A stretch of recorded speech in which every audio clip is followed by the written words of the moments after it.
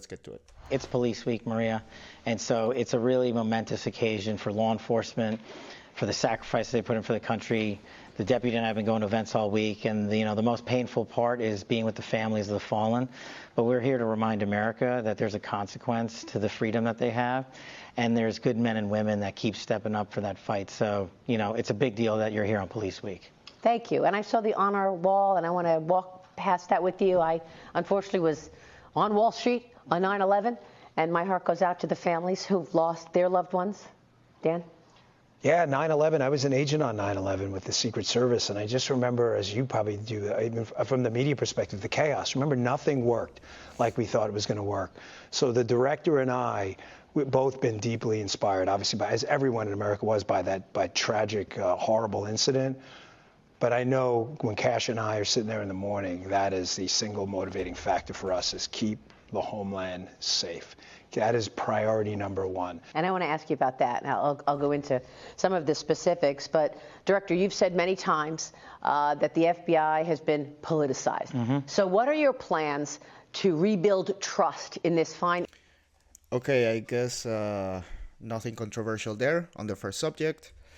Police Week, of course, defund the police. That's all ridiculous. We need more police, and it's hard work. And yeah, they deserve higher standards, actually, and the public deserve higher standards when it comes to police. I think it should be a 3-year to 5-year learning, training.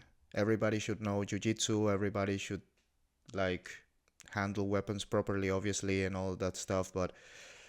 And regular psychological checkups, good salaries, obviously. I mean, the fact that it's like a 6-month training and they get paid minimum wage, and they're fat, they cannot even chase any criminal successfully. It's just ridiculous. And well, 9/11, obviously, very, very tragic event. It's not a stereotype that we all remember where we were at 9/11, 2001. Of course I do, even though it was almost 25 years ago.